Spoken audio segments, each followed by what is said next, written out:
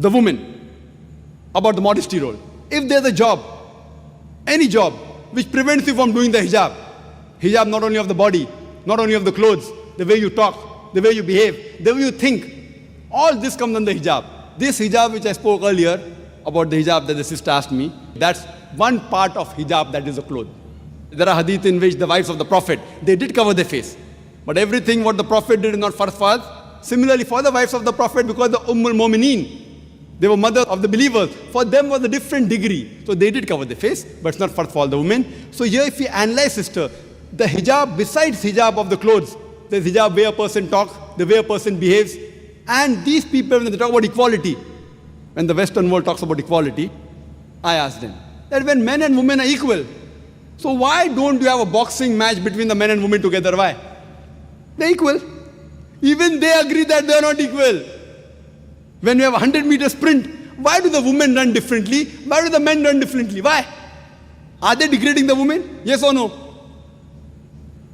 So you realize that these people, they have their own way of thinking. Allah subhanahu wa ta'ala has made the man and woman different. Physiologically they're different, biologically they're different, psychologically different. Depending upon the roles what they have been given, Allah subhanahu wa ta'ala has given the do's and don'ts for these people. Not that a man and woman cannot interact. Unnecessary interaction is to be avoided. And believe me, sister, a woman can take part.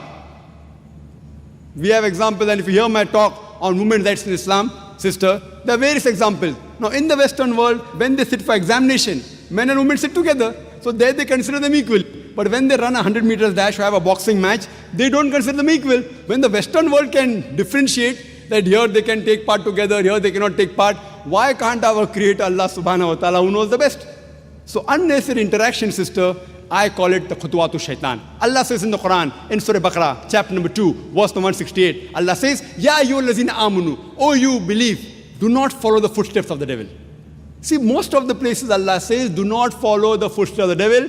Do not follow the devil is right. That's only a couple of times. Majority of time Allah says, do not follow the footsteps of the devil. And I give an example, sister. One example of footsteps of the devil is that suppose there is an average Muslim. If a lady comes to him and says, let's spend the night together. He says, spend the night, haram, not allowed. He will say no. The same Muslim, who's the average Muslim, if a lady phones, speaking to a girl on the phone, what's the problem? So he speaks to the girl on the phone. After a few calls, he said, let's have maybe tea in McDonald's or Kentucky Fried Chicken, I don't know whether they're in Madras or not, or let's go to fast food joint. Going with a girl to fast food joint, no problem. After some time, she says, let's have dinner in a restaurant. Dinner with a girl in a restaurant, no problem. Then she said, let's spend the night together. Spend the night together, no problem. These are khutwatu shaitan. It's not mentioned in the Quran. I'm giving my own example. Khutwatu shaitan. So therefore, stop it at the first level itself. When it's a requirement, when you have to speak to the man, when requirement in emergency, etc., yes, you can do with lowering your gaze. Suppose you're a lady and you get sick and there's a gen doctor, very well, you can go to the gen doctor. That doesn't mean you cannot speak to the gen doctor. When required, but with lowering your gaze, with modesty, but unnecessary gossiping, what they have in colleges. In colleges, they gossip, very common, not only in the Western world. In Western world, according to the statistics of USA, more than 90% of the women, before they pass school, they have lost their virginity. Do you know that? Same in UK. Even in Bombay, I was shocked. More than 50% of the girls, before they pass the school, they lose their virginity. I was shocked. Why? Common having girlfriend, boyfriend, you go, it's common. If you don't have a girlfriend, then you're considered to be abnormal.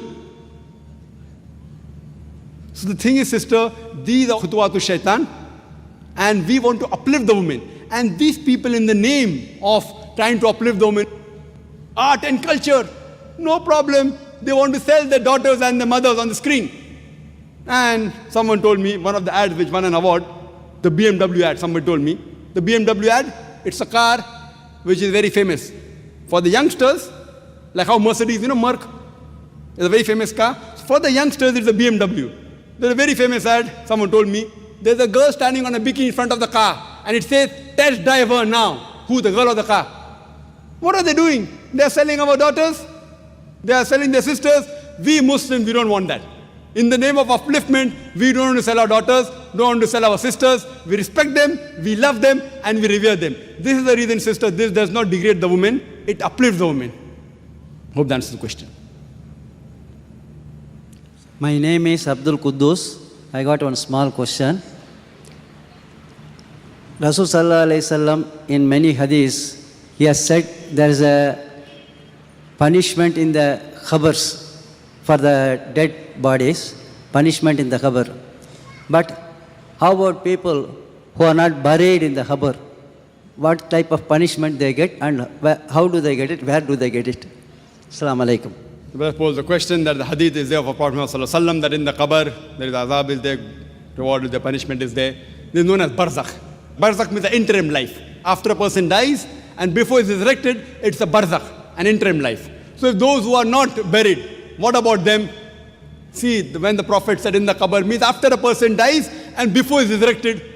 If a person drowns and dies there, yet he's dead. If a person is burnt alive in a fire, or there are various other religions who burn, even in this case, before the person is resurrected, after he's dead, before he's resurrected, if Allah wants to give him punishment, he'll get the punishment. If Allah wants to reward, he will reward him. That doesn't mean that he has to be physically present underground that this thing can take place. That will yet take place. And final recompense will be on the day of judgment. Allah says in the Quran, in Surah Al-Imran, chapter number 3, verse number 185, Allah says, Kullu nafsin zaiqatul maut. Every soul shall have a taste of death. But the final recompense will be on the day of judgment.